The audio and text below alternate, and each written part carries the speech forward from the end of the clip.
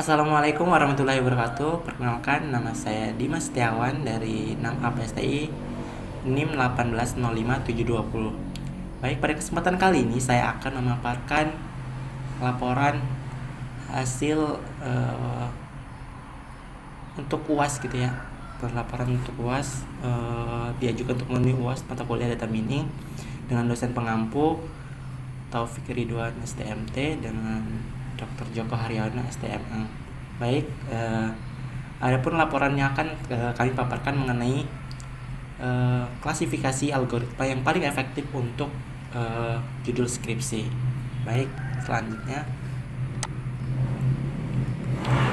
Nah, latar belakangi dari laporan ini yaitu perkembangan data teks telah mencapai skala yang cukup besar. Di sini dapat disebabkan karena perkembangan dunia teknologi informasi yang berupa berisi data teks gitu ya. Nah, salah satu proses yang dapat dilakukan dengan text mining gitu dalam klasifikasi teks yaitu proses pemberian dokumen teks ke kelas tertentu. Untuk melakukan proses klasifikasi teks, berbagai algoritma dapat digunakan, antara lain supervector machine, naive Bayes kernels, Naive dan decision tree, dan artificial neural network.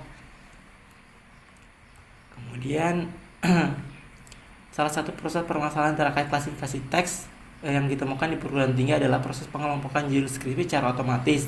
Hal ini diharapkan dapat membantu memberikan gambaran pada mahasiswa untuk menemukan judul skripsi yang berkaitan dengan bidang fokus mahasiswa. Oleh karena itu, penulis akan mengelompokkan topik-topik skripsi di bidang informatika.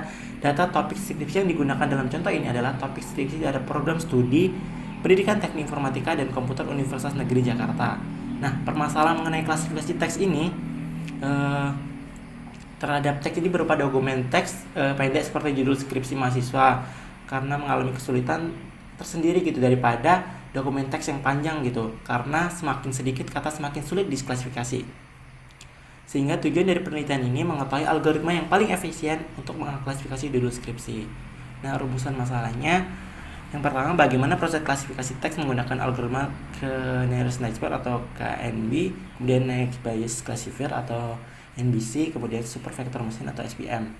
Nah, yang kedua, algoritma apa yang paling efektif untuk mengklasifikasi judul skripsi yang berupa dokumen pendek.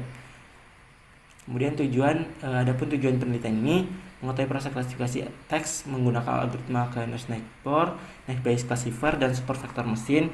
Kemudian mengetahui algoritma yang paling efisien untuk mengklasifikasi judul skripsi. Kemudian batasan masalahnya, pada penelitian hanya menghasilkan algoritma yang cocok digunakan dalam penentuan judul skripsi. Baik, tinjauan pustaka mulai dari penambangan teks mining, proses dari teks mining sendiri, proses mencoba mengekstrak informasi yang berguna dari teks bahasa alamiah. Kemudian didefinisikan sebagai proses penganalisis teks untuk mengekstrak informasi yang berguna untuk tujuan tertentu. Penambangan teks tersebut memiliki tujuan menggunakan proses yang sama dengan penambangan data tapi dengan input yang berbeda.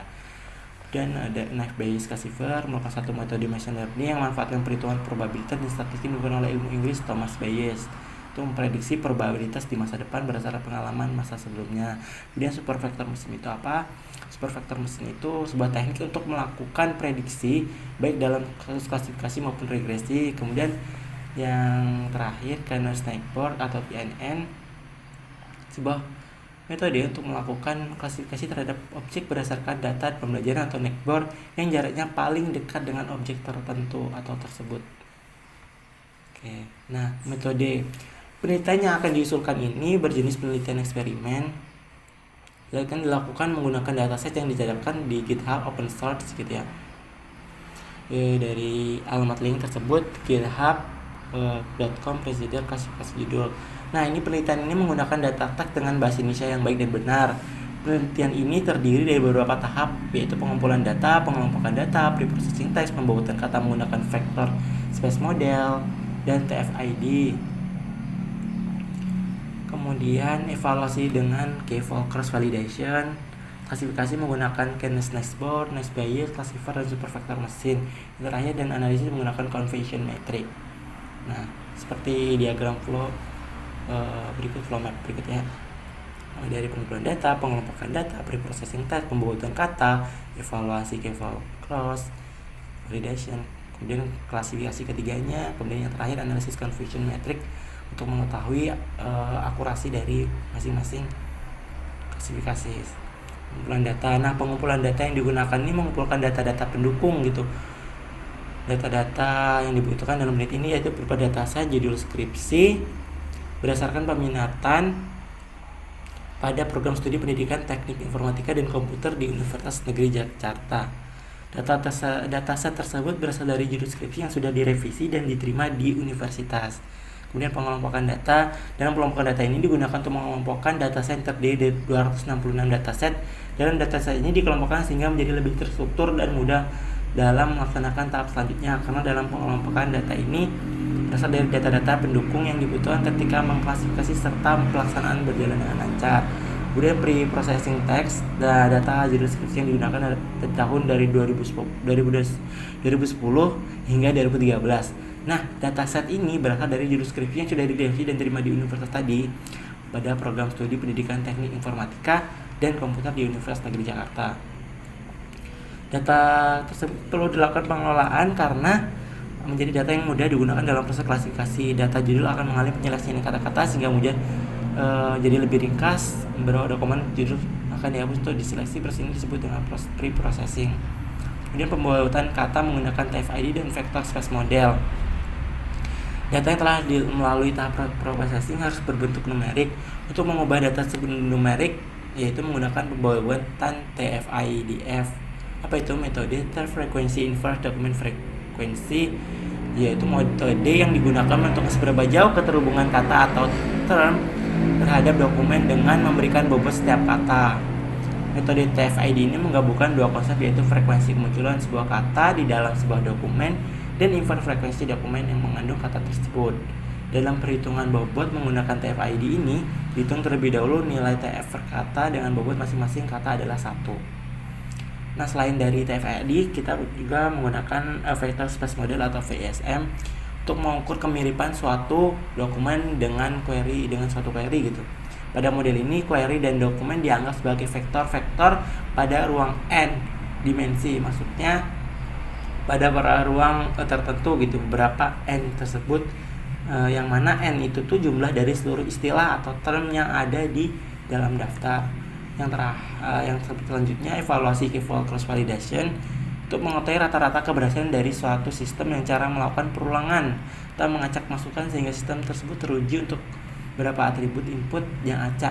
Keyword cross validation diawali dengan bagi data sebuah enval berapa jumlah dari itu ya yang diinginkan. Bagian ini menguji setelah dilakukan pembobotan. Kemudian klasifikasi naive Bayes, classifier supervector machine, dan K snakeboard. Nah, ini tuh menggunakan metode ketiga ini dari hasil preprocessing sudah didapat dari pembuatan proses dan ketiga klasifikasi sehingga didapatkan hasilnya. Jadi maksudnya dari ketiga klasifikasi mempunyai algoritmanya sendiri-sendiri gitu. Dari pembuatan tadi bisa ditentukan sehingga ketiga klasifikasi sehingga didapatkan hasilnya. Nanti akan dipaparkan lebih jauh di pembahasan. Nah, analisis confusion metric ini terakhir ya digunakan untuk melakukan perhitungan akurasi pada konsep data mining atau sistem pendukung keputusan seperti itu. Oke, masuk ke pembahasan. Nah, pengaplikasi menggunakan PyCharm. Di sini saya menggunakan tool PyCharm dengan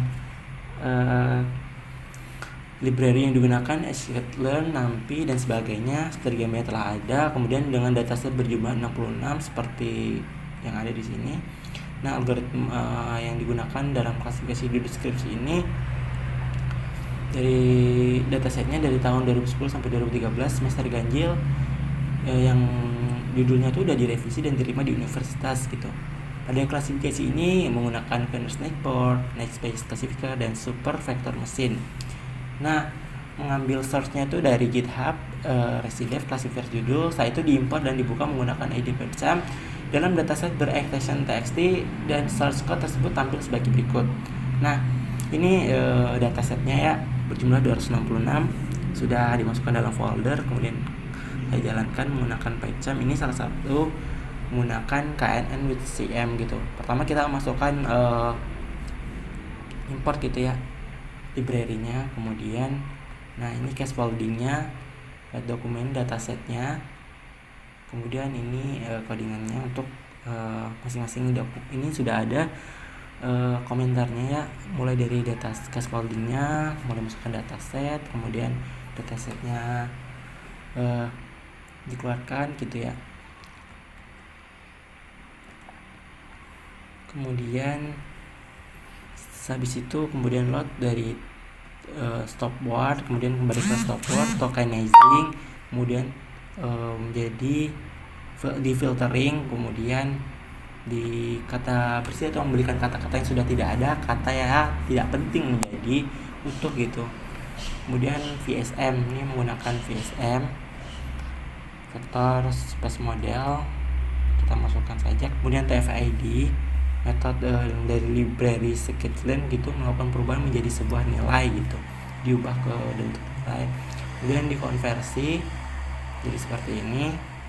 Kemudian kita plot confusion metric untuk lihat confusion metricnya, akurasinya.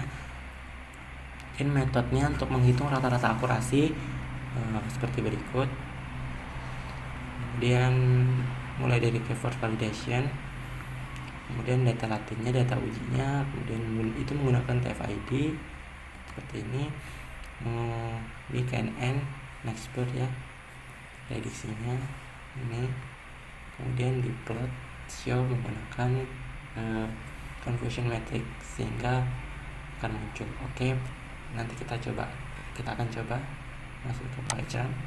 Nah, contohnya tadi untuk KNN ya, ini saya sudah masukkan ke dalam.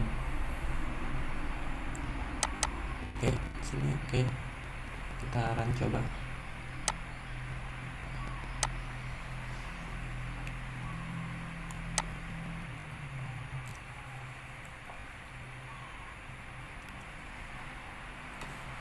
Kita tunggu.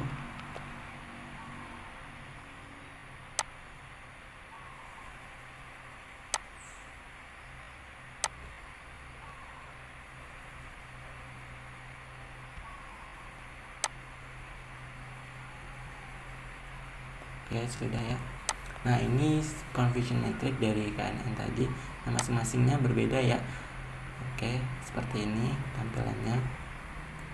Nah, ini sudah ada akurasinya dan sebagai hasil prediksinya melalui codingan yang telah ada dengan menggunakan bahasa Python. Nah, seperti ini. Jadi menghitung rata-rata akurasi, terus menghitung. Nah, ini datanya, konversi labelnya, VSM TF-ID-nya, dengan kata bersihnya, terus filtering, tokenizing stopword, tokenizing dokumen, file stopword, file folding. Nah, ini library yang digunakan. Ini terakhir itu memunculkan confusion metric untuk menentukan konfigurasi. Nah, ini visualisasinya. Nah, muncullah seperti ini tadi. Oke, demikian pula dengan yang lainnya. Baik, nah, dapat disimpulkan bahwa ini hasilnya.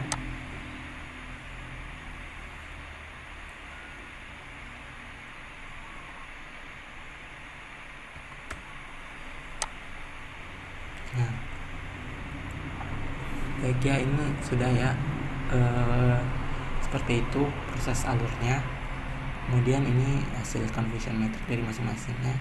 Nah, SPM memiliki akurasi 0,7037 dan sebagainya, NBC akurasi 0,8 sekian, KNN akurasinya 0,74. Hasil dari klasifikasi yang telah dilaksanakan untuk mencari judul skripsi dengan penerapan algoritma mana yang terbaik, yaitu menggunakan KNN atau Nearest Nextbird. Nah, kesimpulannya, berdasarkan hasil problem yang telah dibuat sebelumnya dengan menggunakan tool Python, maka dapat disimpulkan beberapa kesimpulan sebagai berikut. Pada akurasi pada algoritma Nearest Nextbird, Nice Bayes, Classifier, dan Super Vector Machine didapatkan bahwa algoritma yang cocok untuk menentukan judul skripsi dengan akurasi 0,74 sekian. Selisih dalam penentukan algoritma yang cocok untuk atau tepat untuk klasifikasi judul skripsi tidak terlalu jauh, akan tetapi dilihat dari confusion metric bahwa pada perhitungan precision, recall, and v-score diketahui bahwa hasil perhitungan ketiganya memiliki pola yang sama dengan perhitungan akurasi Secara keseluruhan, hasil perolehan V-score dengan algoritma K-NIST memberikan hasil yang lebih tinggi dibandingkan dengan algoritma Naive Bayes Classifier dan supervektor mesin. Tetapi untuk algoritma K-NIST perbedaannya tidak jauh dengan supervektor mesin dibandingkan algoritma Naive Bayes Classifier yang jauh berbeda hasilnya dengan masing-masing akurasi. K-NIST adalah 0,74 sekian, vektor mesin adalah 0,703737 sekian. Kemudian yang terakhir Naive Bayes Classifier adalah 0,48148148 sekian. Nah, adapun saran dalam penelitian selanjutnya sebaiknya dipastikan semua kata yang digunakan lebih kompleks karena data ini diambil dari tahun 2010 sampai 2013. Untuk kedepannya data training yang digunakan sebaiknya lebih banyak lagi dan perbarui bahasa secara detail. Sekian laporan dari saya akhiri. Wabillahi taufiq wal hidayah. Wassalamualaikum warahmatullahi wabarakatuh. Terima kasih.